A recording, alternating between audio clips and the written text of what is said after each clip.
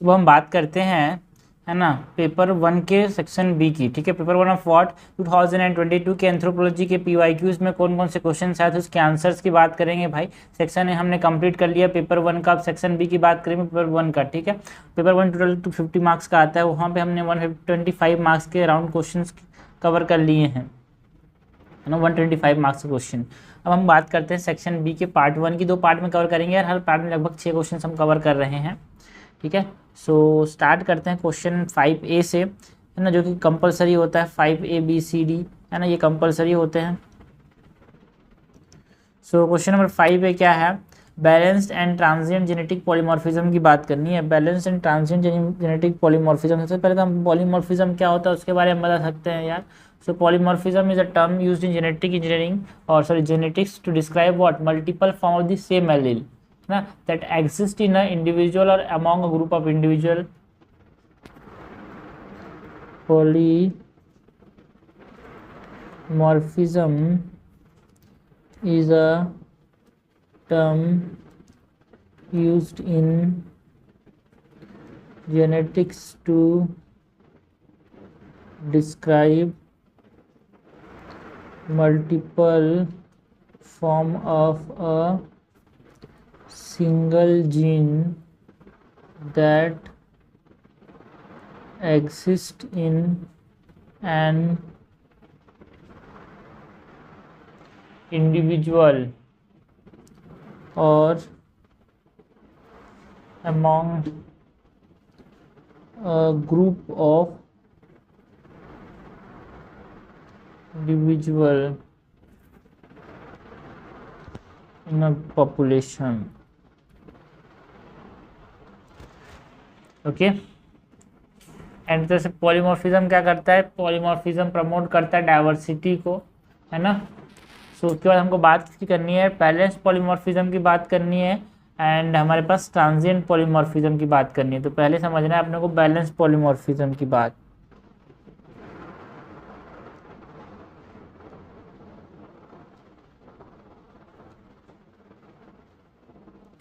And जो balance polymorphism है फिर हम बोल सकते हैं सुपीरियरिटी ऑफ हेट्रोजाइगोट, है ना। जो बैलेंस पॉलीमॉर्फिज्म है, it is a polymorphism provided by the selection against both heterozygote sorry both homozygote in favour of the heterozygote.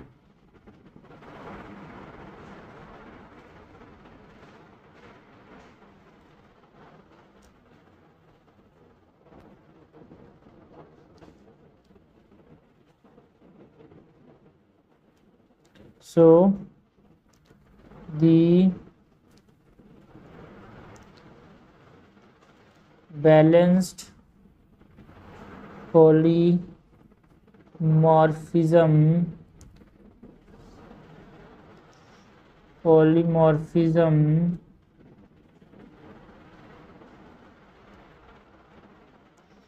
provided by the selection against both homozygotes in favor of heterozygotes, है ना।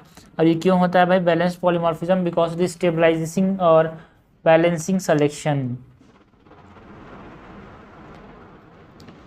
It occurs due to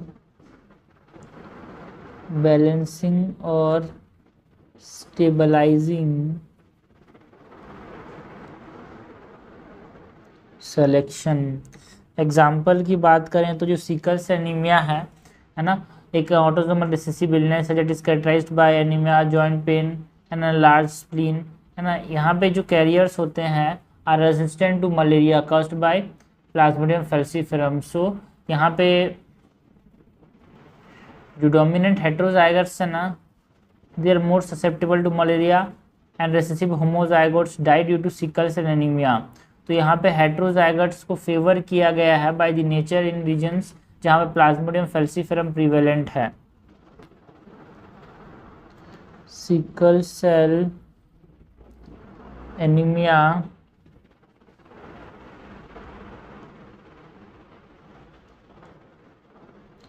carriers are resistant to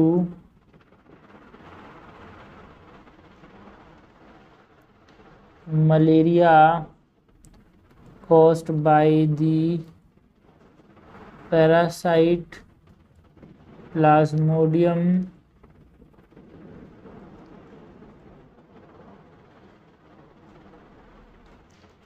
falciparum. Dominant heterozygotes are more susceptible to malaria and recessive dash due to sickle cell anemia. So heterozygotes are favorable by nature.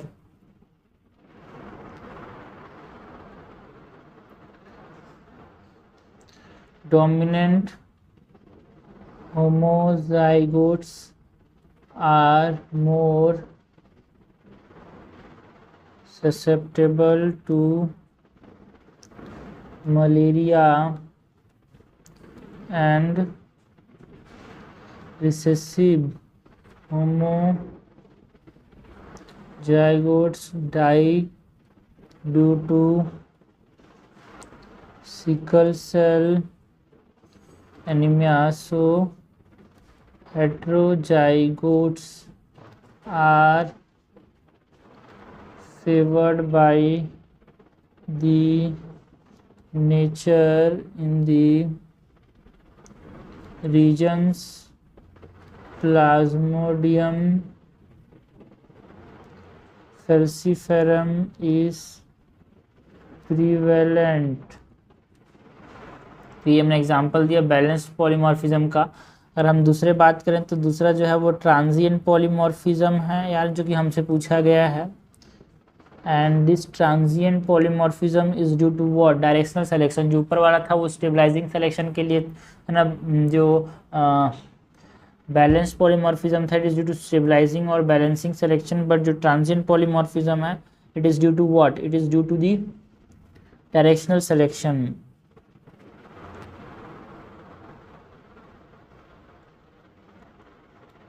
Okay, due to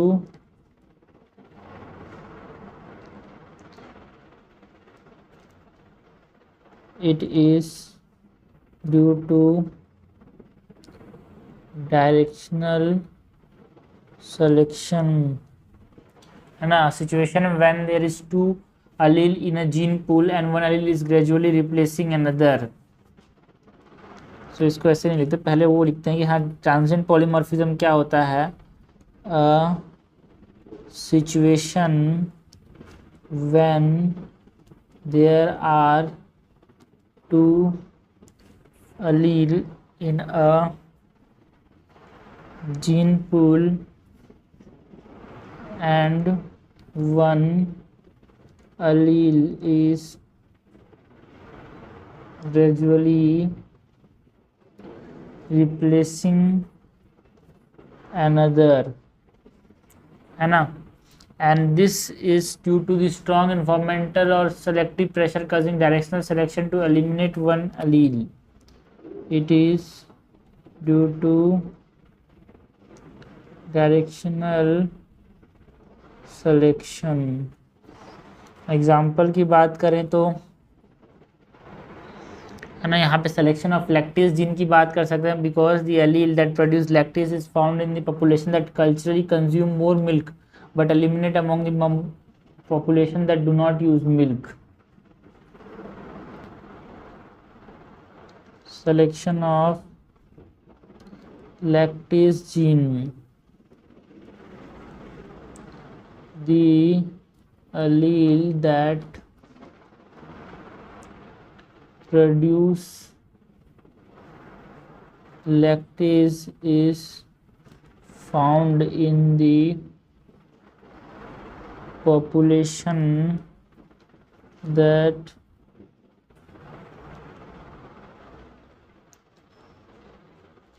more milk but eliminate among the population that do not use milk. सो ये example ये last में conclude कर सकते हैं by mentioning that ये जो genetic polymorphism है is very essential for a species to be stable. The species having less genetic polymorphism are more prone to extinction as they cannot sustain environmental pressure. So genetic polymorphism is very essential for a species to be stable. This species having lesser genetic polymorphism are more prone to extinction as they cannot sustain the environmental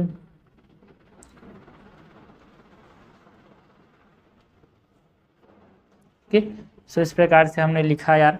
ये question क्या था? Question था हमारे पास balance and transient genetic polymorphism के अंदर से पहले हमने इंट्रोड्यूस किया कि पॉलीमॉर्फिज्म होता क्या है ना. It is a multiple form of the single gene जो कि एक पॉपुलेशन में हो सकता है या फिर है ना एक इंडिविजुअल के अंदर हो सकता है.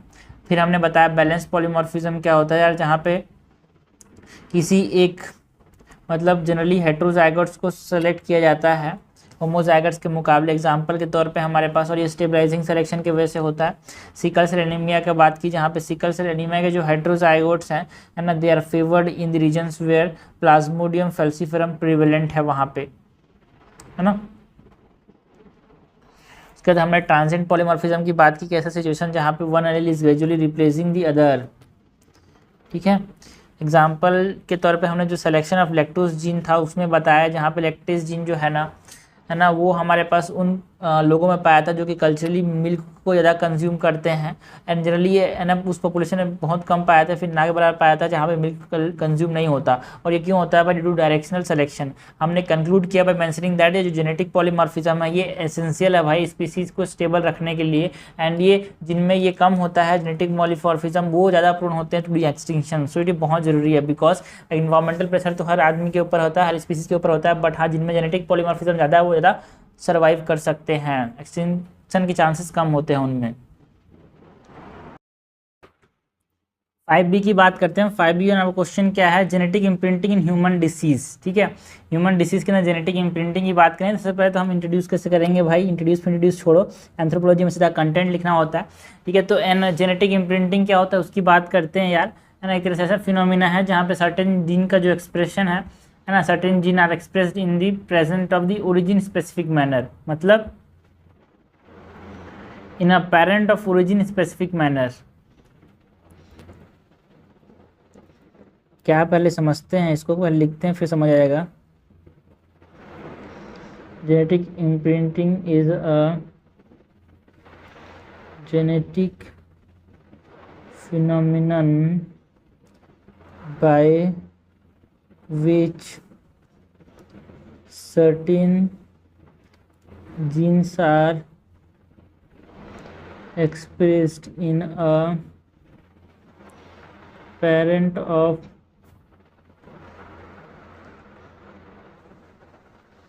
origin specific manner, है ना. एक तरह से जीनोम इम्प्रिंटिंग क्या है? एक एपिजेनेटिक प्रोसेस है that involves what? Methylation and acetylation.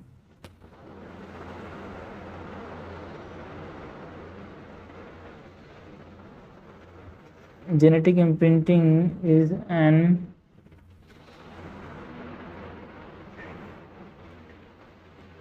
epigenetic process that involves methylation and acetylation. Okay, है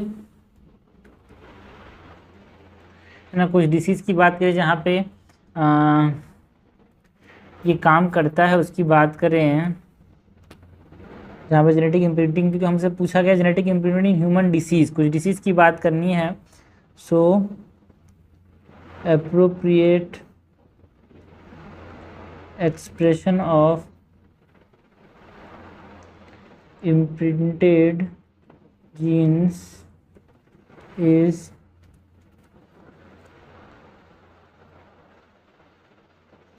important for normal development with numerous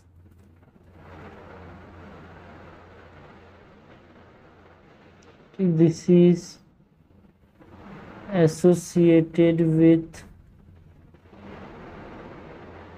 imprinting defects, including Beckwith, Wiedemann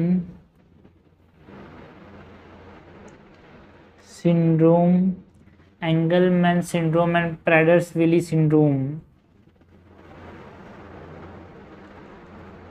ये तो बहुत इम्पोर्टेंट है, मतलब बहुत फेमस है यार। Prader-Willi, Engelmann syndrome and Prader-Willi syndrome. थोड़ा सा अगर हम एंगलमैन एंड Prader-Willi सिंड्रोम के थोड़ा बताने की बात करें, सो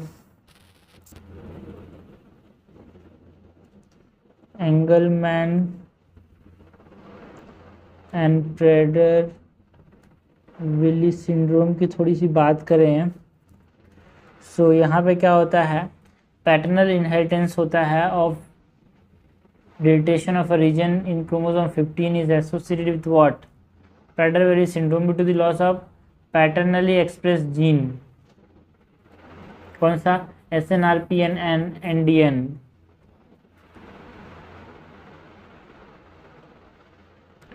पहले तो एंगलमैन सिंड्रोम की बात करें तो पहले पैटर्नल इनहेरिटेंस की बात करते हैं। मतलब Prader-Willi क्या होता है यार,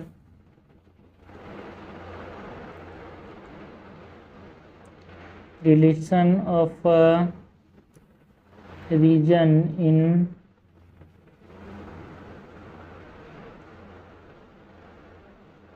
chromosome 15 is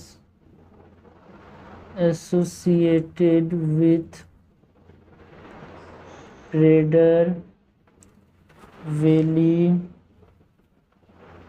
syndrome due to the loss of a paternally expressed gene SNRPN and NDN, जो कि किसकी वजह से होता है, जहाँ पे हाइपोटोनिया एंड ओबेसिटी की वजह से देखने को मिलता है। हाइपोटोनिया एंड ओबेसिटी देखने को मिलता है। तो ये हो गया हमारे पास क्या, Prader-Willi सिंड्रोम। हमारे पास मैटरनल इनहेरिटेंस की वजह से होता है Engelmann syndrome. Maternal inheritance of the same deletion is associated with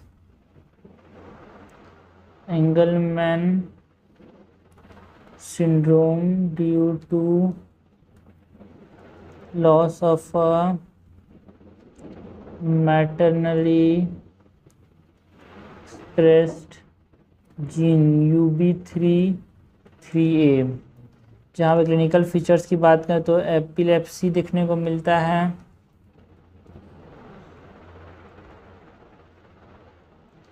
tremors and perpetually smiling facial expression, है ना। यहाँ पे हमारे पास थ्योरीज की बात कर सकते हैं regarding the origin of imprinting. कुछ बोलते हैं कि किनशिप थ्योरी है भाई, कुछ बोलते हैं नेचुरल सिलेक्शन थ्योरी है, उसकी बात कर सकते हैं। बट जो इम्प्रिंटेड ब्रेन थ्योरी है ना, argues that unbalance imprinting may be a cause of autism.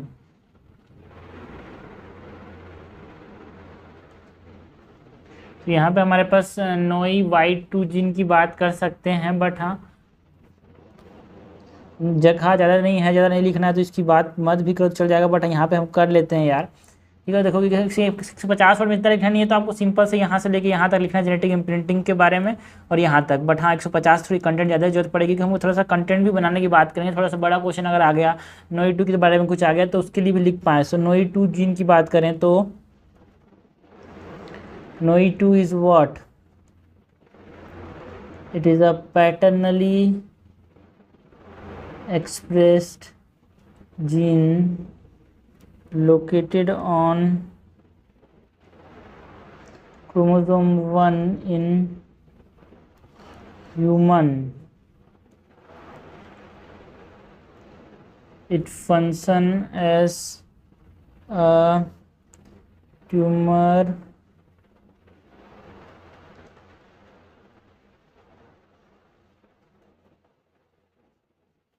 suppressor gene. Therefore, if a person inherits both chromosomes from the mother, the gene will not be expressed, क्योंकि हमारे पास father से भी आने चाहिए, and the individual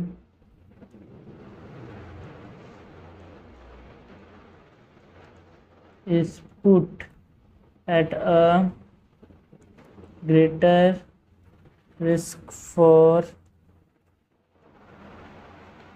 breast and ovarian cancer.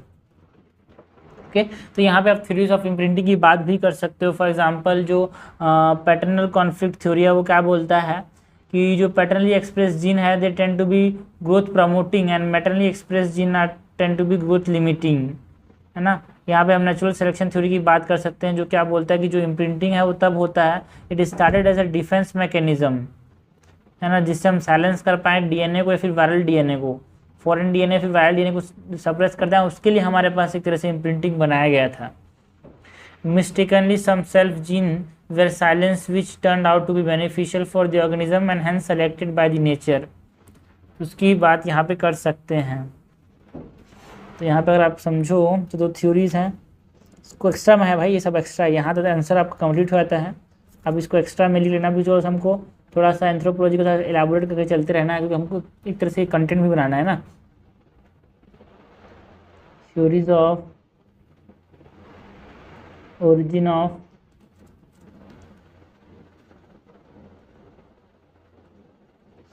theories of origin of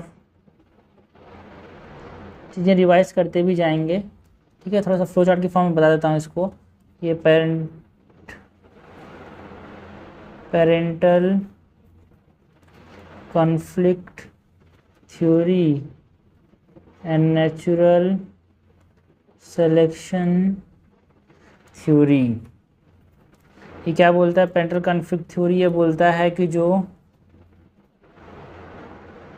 पैटर्नली expressed क्या होते हैं, they tend to be growth promoting and maternally express gene are growth limiting.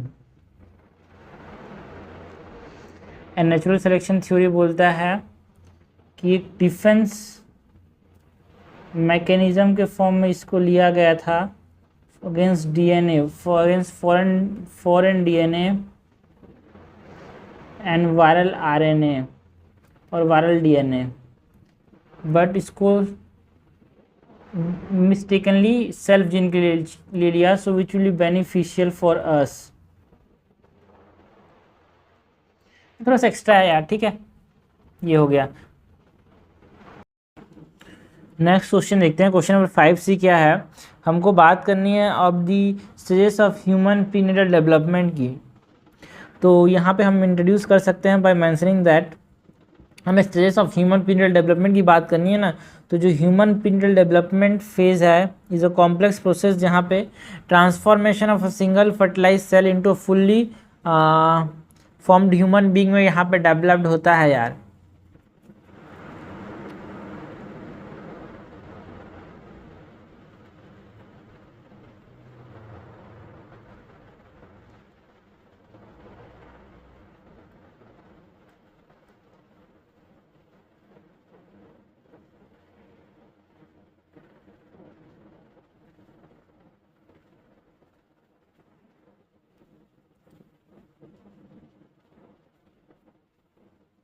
Doll the transformation of a single fertilized cell into a fully formed human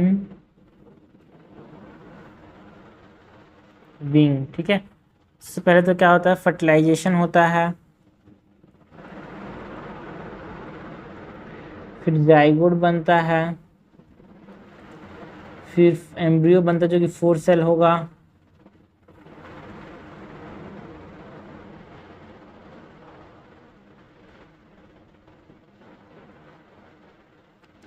फिर morula बनता है,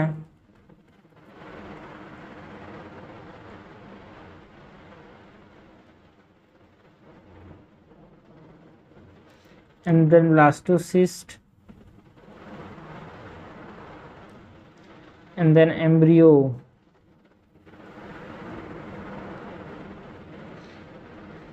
ठीक है, सो अगर हम बात करें जो जेस्टेशनल फेजेस की, तो यहाँ पे 3 मेन स्टेजेस हैं भाई, germinal stage, embryonic stage and foetal stage. पहले तो हमारे पास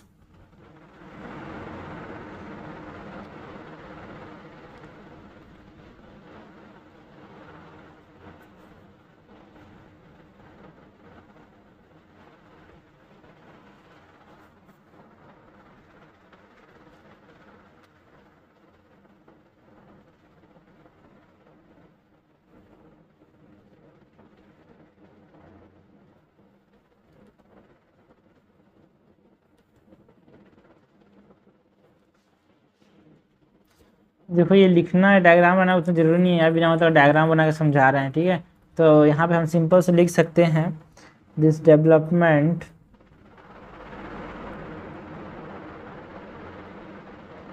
is usually divided into 3 main stages।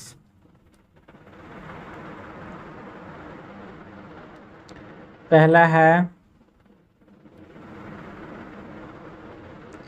Germinal stage जो कि 0 to 2 वीक्स है ना।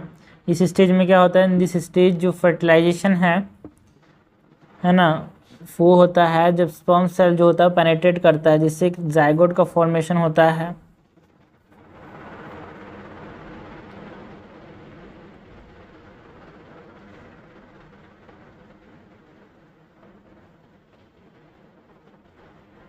begins with fertilization when a sperm cell penetrates an egg, resulting in the formation of a zygote. And zygote होता है वो रैपिडली डिवाइड करता है, क्या बनाता है भाई, एक मल्टीसेलुलर ब्लास्टोसिस्ट बनाता है। एंड वो ब्लास्टोसिस्ट जाता है फेलोपियन ट्यूब के अंदर से नीचे, एंड वो जाके यूट्रस की वॉल में चिपक जाता है ना, इम्प्लांट हो जाता है। एंड इसके बीच में हमारे पास एक प्लासेंटा डेवलप करता है जो कि क्या करता है, यहाँ पे ऑक्सीजन देता है। सो उसके बाद हमारे पास जो एम्ब्रियोनिक स्टेज है, वहाँ पे क्या होता है यार, बेसिक बॉडी प्लान बनता है, development of the major organs होते हैं। सो जर्मिनल स्टेज में हम क्या बात कर सकते हैं, जो मैंने बताया अभी, फर्टिलाइजेशन, फिर जाइगोट, फिर एम्ब्रियो, एंड जो कि generally 4th cell stage, morula, then blastocyst,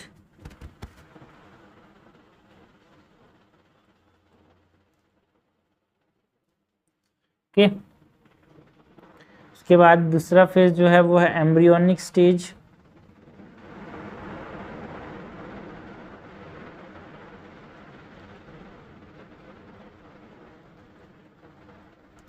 three to 8 weeks तक कौन सा स्टेज होता है भाई? Embryonic stage. इस स्टेज में क्या होता है, हमारे पास बेसिक बॉडी प्लान बनता है। This stage is marked by the formation of the basic body plan and the development of major organs and system। ठीक है, यहाँ पे क्या होता है, जो ब्लास्टोसिस्ट होता है वो डिफ्रेंशिएट करता है into the 3 germs, like that is ectoderm, है ना, एंडोडर्म एंड मीजोडर्म। जो एक्टोडर्म है वो हमारे पास डिफरेंट सेंसरी ऑर्गन्स बनाता है, नर्वस सिस्टम बनाता है, स्किन बनाता है। सो मीजोडर्म क्या बनाता है भाई? Muscle, bone. एंडोडर्म क्या बनाता है? Respiratory and digestive system. तो एक तरह से ऑर्गेनोजेनेसिस के लिए बहुत इंपॉर्टेंट है। अगर इस फेज़ को इस फेज़ में कोई भी यहाँ पे डिस्टर्बेंस हुआ तो क्या कंजेनिटल डिफेक्ट हो सकता है? बिल्कुल। तो यहाँ पे क्या होता है, जो ब्लास्टोसिस्ट है differentiate into ectoderm, mesoderm, endoderm. Ectoderm जाके क्या बनाएगा भाई ना? Skin, nervous system. मीजोडर्म क्या बनाता है? Muscles, bones. एंडोडर्म क्या बनाता है? Respiratory and digestive system. Okay, अगर यहाँ पे कोई दिक्कत हुआ तो यहाँ पे कंजेनिटल डिफेक्ट देखने को मिल सकता है। उसका तीसरा जो है वो है फीटल स्टेज, एंड ये फीटल स्टेज ना 9 वीक से 90, हम लोग पता था 13 जनरल 37 वीक्स तक हमारे पास क्या होता है यार, जेस्टेशन का पीरियड होता है फीमेल्स, ह्यूमन फीमेल्स के अंदर। तो 9 मंथ से लेके 9 वीक से लेके बर्थ तक हमारे पास फीटल स्टेज कहलाता है। एंड इस स्टेज में क्या होता है, it is characterised by rapid growth and maturation of the foetus. This stage is characterized by the rapid growth and maturation of the fetus, है ना। एंड इस स्टेज के अंदर जो फीटस होता है it become responsive to the external stimuli, है ना। जो ब्रेन एंड नर्वस सिस्टम भी यहाँ पर डेवलप होता है। यहाँ पे एक बेसिक मूवमेंट्स जो होता है फीटस के द्वारा शो किया जाता है ना। दिस इज फीटल स्टेज जो होता है बहुत ज़्यादा वाइटल स्टेज होता है in the overall growth and development, because यहाँ पे जो फीटस है वो अपने आप को आउटसाइड वर्ल्ड के लिए एक तरह से प्रिपेयर करता है। सो लास्ट में हम कंक्लूड कर सकते हैं बाय मेंशनिंग दैट जो ह्यूमन पीरियडल डेवलपमेंट है is a complex and fascinate process, है ना, and that involve the growth and transformation of a single cell into a fully formed human being.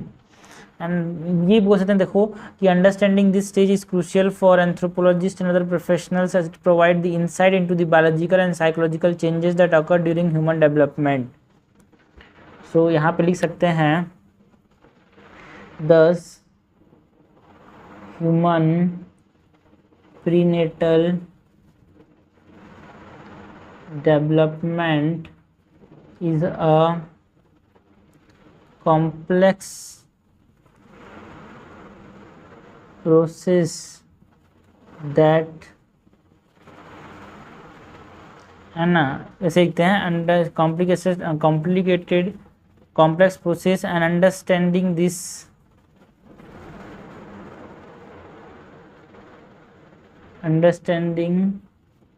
this is crucial for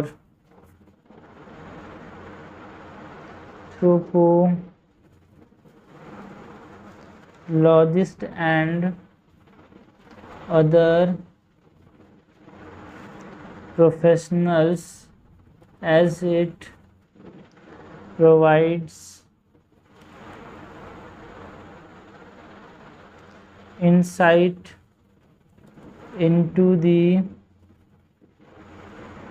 biological and physiological changes that occur during human development.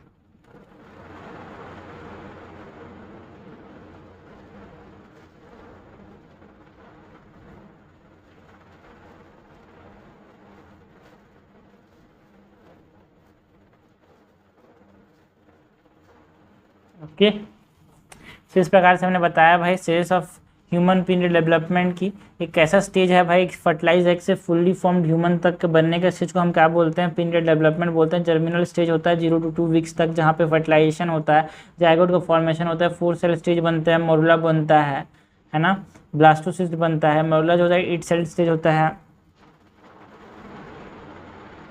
उसके बाद embryonic stage में जो blastocyst बना है वो differentiate होता है into ectoderm, mesoderm, endoderm, जो कि बाद में स्किन नर्वस सिस्टम बनाता है, ectoderm, mesoderm muscles and bones बनाता है, एंडोडर्म जो रेस्पिरेटरी एंड डाइजेस्टिव सिस्टम बनाता है। उसके बाद एक फीटल स्टेज होता है जहाँ पे 9 वीक्स टू बर्थ तक, जहाँ पे हमारे पास रैपिड मूवमेंट देखने को मिलता है, रैपिड ग्रोथ होता है, यहाँ पे जो रिफ्लेक्सेस हैं वो डेवलप होते हैं, जिसकी वजह से आप बेबी जो है वो लात मारने की बात करता है, मूवमेंट्स की बात करता है यार, ठीक है। वहाँ पे क्या होगा, नर्वस सिस्टम डेवलप करता है, it become responsive to the external stimuli, है ना।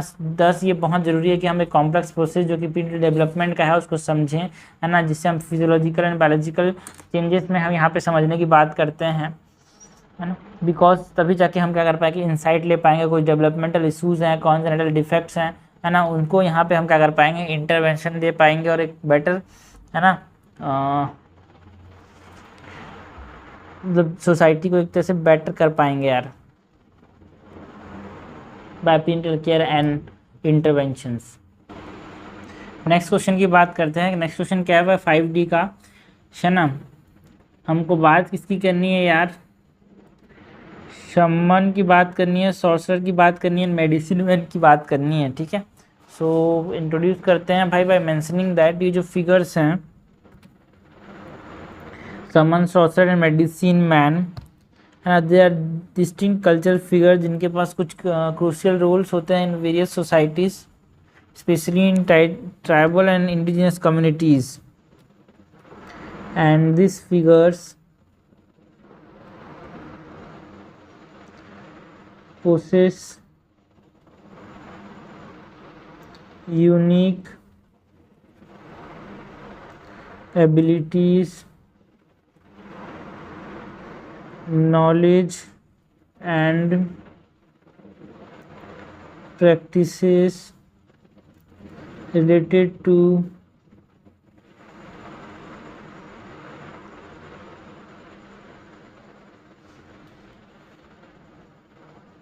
spirituality,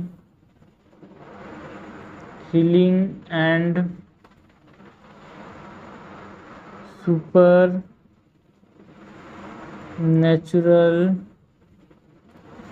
powers। सबसे पहले तो हमारे पास किसकी बात करनी है, शमन की बात करनी है। शमन कौन होता है भाई, shaman is a person who is believed to have the ability to communicate with the spirit world and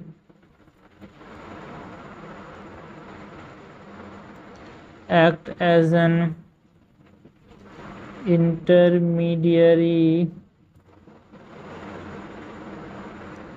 between the natural and supernatural realms.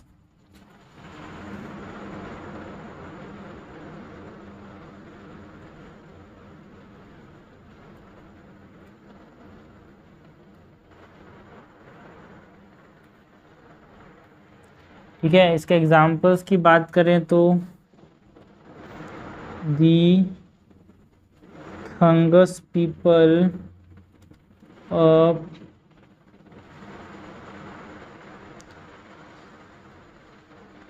Siberia have their shamans who perform rituals for healing, divination, okay, or ensuring a successful hunt.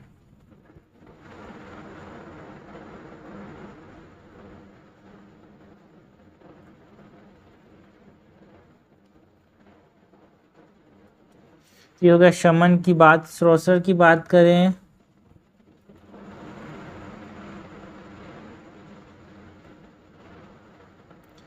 So sorcerer क्या होते हैं? एक ऐसा person who possess supernatural power to manipulate natural forces और control events for what? For personal gain और harm others.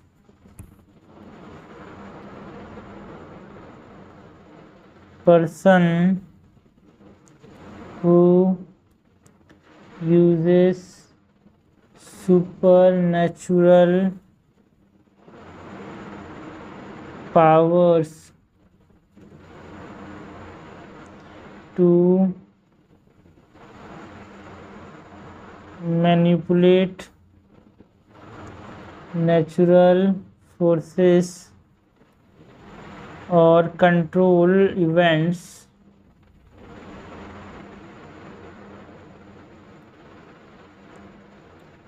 for personal gain or to harm others। Example की बात करें तो दो आजमेंट पीपल हैं सेंट्रल अफ्रीका के, they believe in the existence of sorcerer who can cause misfortune or illness to others through their magical abilities। The agents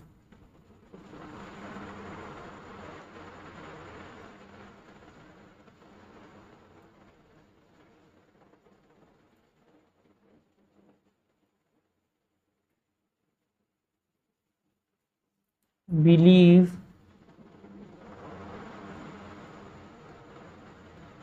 in the existence of sorcerers who can cause misfortune and illness to others through their magical abilities। तीसरा क्या है भाई हमारे पास?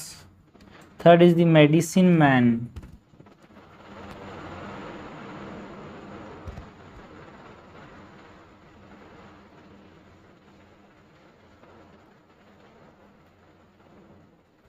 Medicine man क्या है भाई? एक traditional practitioners है ना, who utilise knowledge of plant herbs and other natural resource to cure illness and elements.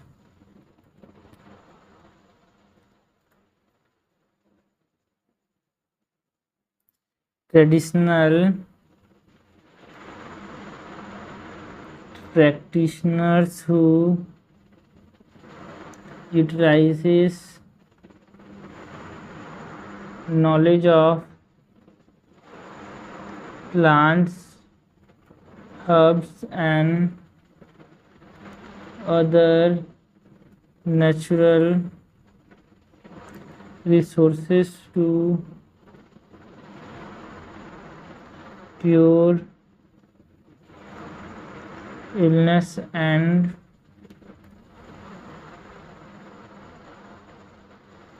ailments। अगर हम एग्जांपल की बात करें तो नेटिव अमेरिकन ट्राइब्स में जैसे कि हमारे पास नवाजो है ना, उसमें मेडिसिन में बहुत सारे हर्ब से ट्रीट करता है डिसीज़ को।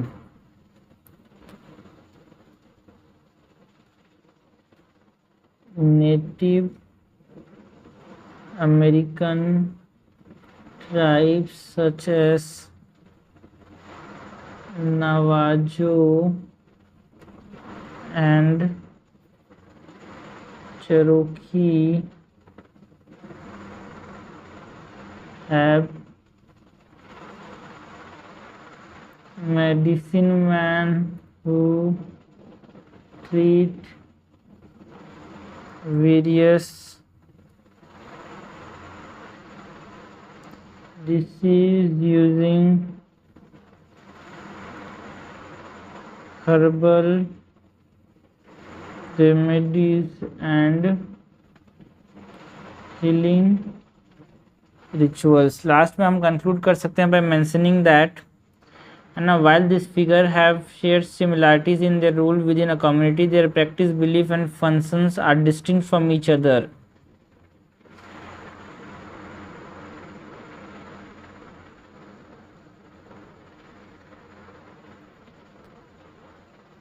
While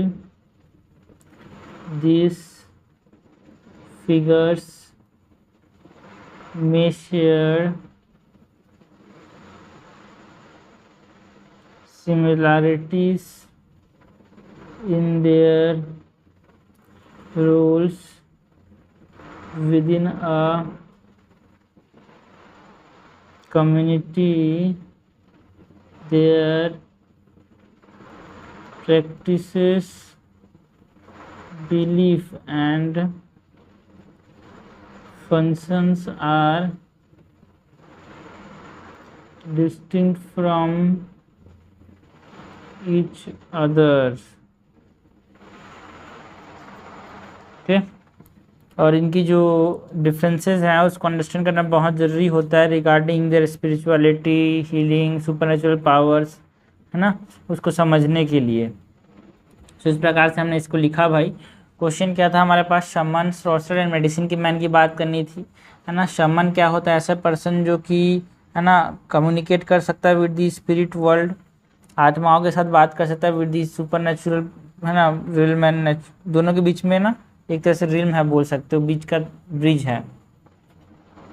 एग्जाम्पल के तौर पे जो थुंगास पीपल है ना साइबेरिया के, वो मानते थे कि शमन्स जो है वो कुछ हीलिंग प्रोवाइड कर सकते हैं, कुछ बीमारियों से ठीक कर सकते हैं, हाँ, सक्सेसफुल हंट को इंश्योर करते हैं। सॉर्सरर की बात की, सॉर्सरर जो है उसके पास ऐसा सुपर नेचुरल पावर है कि वो मैनिपुलेट कर सकते हैं नेचुरल फोर्सेस को।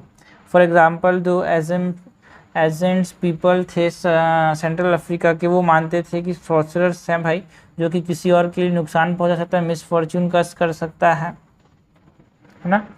मेडिसिन में ऐसे होते हैं जो कि नेचुरल रिसोर्स का इस्तेमाल करते हैं, है ना, such as plants, herbs and natural resource illnesses, है ना।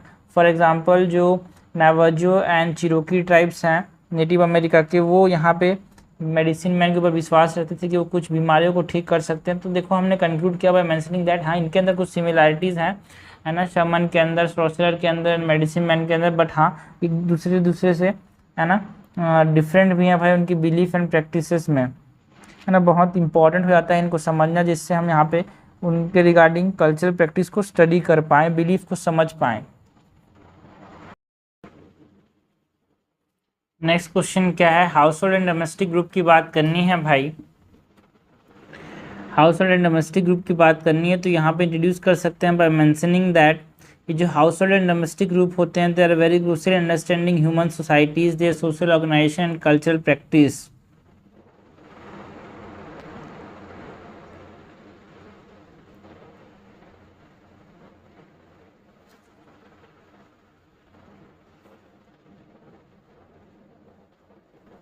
The household and domestic group play a crucial role in understanding human societies, their social organization and cultural practices। जो हमारे पास हाउसहोल्ड है, व्हाट इज हाउसहोल्ड यार? It includes all the people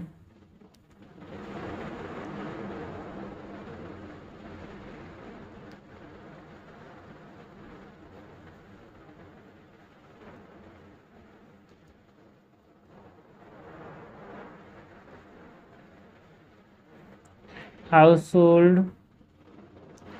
includes all the people, that is single family, different family, है ना, या फिर one person living alone.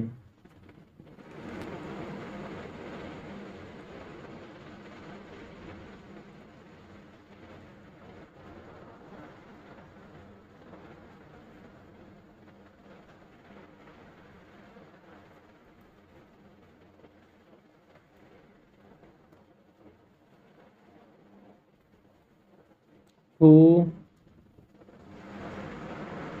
occupy a housing unit। यहाँ पे एक हाउसिंग यूनिट क्या है भाई? A housing unit can be a house, apartment, एक मोबाइल होम या फिर a group of rooms.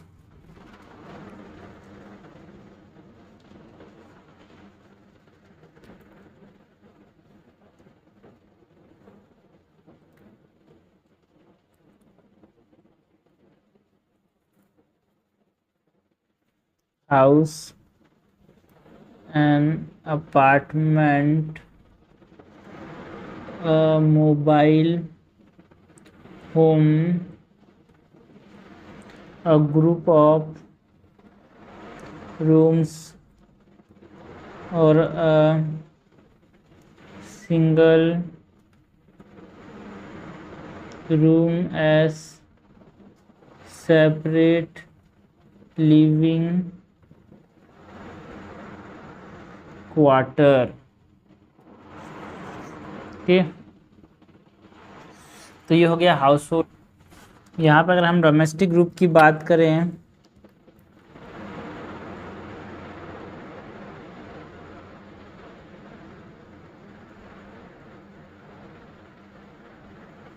Domestic group क्या है भाई? It refers to resource owning group.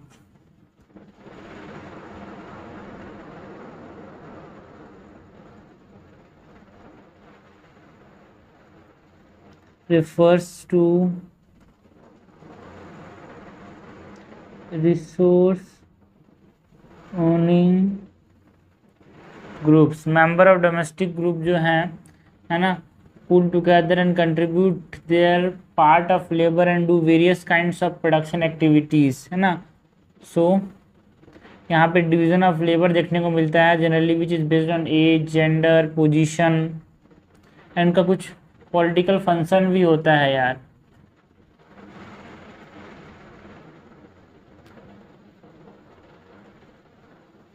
Members of domestic group pull together and contributes their part of labor and do various kind of production activity which is based on division of labor, specifically on age, gender and position, है ना।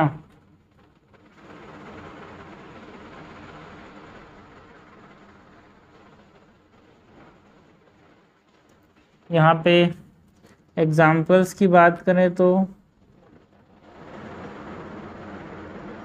Example के तौर पे हमारे पास youth dormitories हो गए।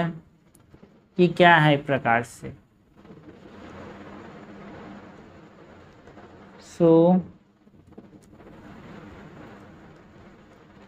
Example के तौर पे youth dormitories are what, this are domestic group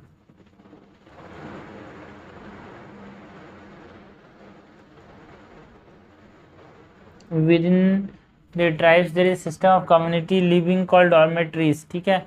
and dormitories are what, communal living space for youth of Indian tribes। youth dormitories की बात करें तो are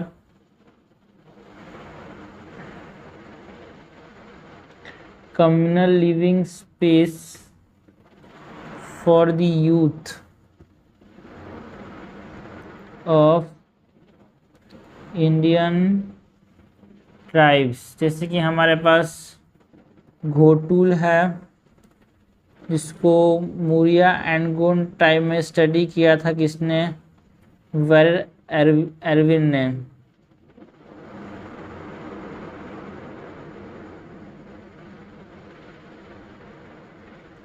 and it is for both boys and girls, है ना।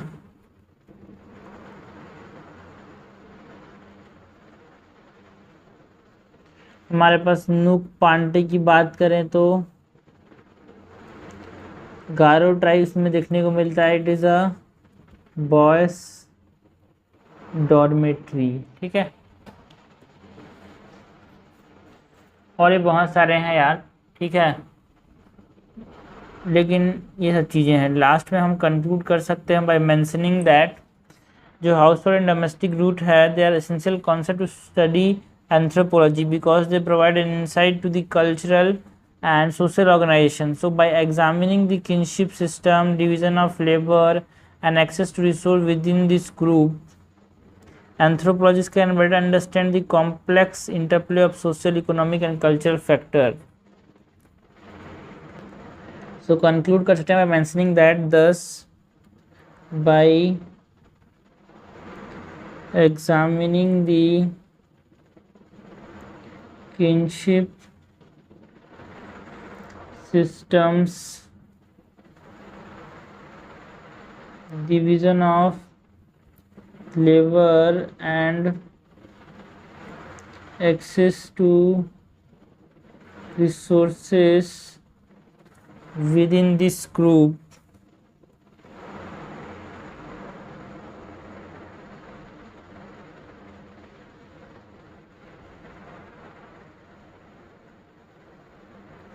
anthropologists can better understand the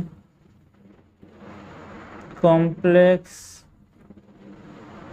interplay of social, economic and cultural factors that shape human behavior and social relationship। Okay, so question क्या था भाई, question था हमारे पास household and domestic group. इससे पहले तो बताया कि ये जो household and domestic group है ये बहुत क्रूशियल रोल प्ले करते हैं to understand human societies and social organisation and cultural practice. Household क्या होते हैं भाई, ऐसा जितने भी पीपल रहते हैं हाउसिंग यूनिट्स में, है ना। एक हाउसिंग यूनिट्स मतलब एक हाउस के अंदर, किसी भी एक अपार्टमेंट में, एक मोबाइल होम के अंदर, उसको हम क्या बोलते हैं यार, हाउस होल्ड बोलते हैं। डोमेस्टिक ग्रुप के अंदर क्या है, जहाँ पे एक रिसोर्स ओनिंग ग्रुप है भाई, जहाँ पे कुछ लोग रहते हैं, आपस में रहते हैं, एक तरह से पार्ट ऑफ लेबर कंट्रीब्यूट करते हैं, प्रोडक्शन एक्टिविटी में यहाँ पे इन्वॉल्व होते हैं, जो कि वेरियस स्पेसिफिक मतलब जो कि स्पेसिफिक एज जेंडर पोजीशन का रोल प्ले करते हैं, ठीक है। एग्जांपल के तौर पे यूथ डॉर्मेटरीज हो गया, है ना, जहाँ पे हमारे पास अलग एक लिविंग स्पेस है भाई for youth of Indian tribes, जैसे कि हमने घोटू का एग्जांपल दिया, जो कि मुरिया एंड गोंड ट्राइब्स में देखने को मिलता है, जो कि बॉयज़ एंड गर्ल्स के लिए अलग अलग है। वेर अरविंद ने स्टडी किया था, है ना। नोक पांटे हो गया, जो कि गारो ट्राइब में बोझ के लिए डॉर्मेंट्री है यार, है ना। तो हम यहाँ पे इसको अंडरस्टैंड करके हम क्या कर सकते हैं, जो सोशल ऑर्गेनाइजेशन मतलब जो हमारे पास household and domestic group जब अंडरस्टैंड करते हैं, समझते हैं, पढ़ते हैं, तो हमारे पास जो कॉम्प्लेक्स इंटरप्ले है between the social economic and cultural factors को हम समझ सकते हैं कि कैसे ये हमारे ह्यूमन बिहेवियर को शेप करते हैं, कैसे सोशल इंटरेक्शन को ये अफेक्ट करते हैं, उसको हम समझ सकते हैं। तो ये हमने 5 क्वेश्चन देखे भाई नोट के। नेक्स्ट हमारे पास 6 क्वेश्चन नहीं 9 क्वेश्चन बचे, इसको और 2 पार्ट में डिवाइड कर लेंगे। तो सेक्शन बी को हमारे पास 3 पार्ट में करेंगे, ये पार्ट 1 है।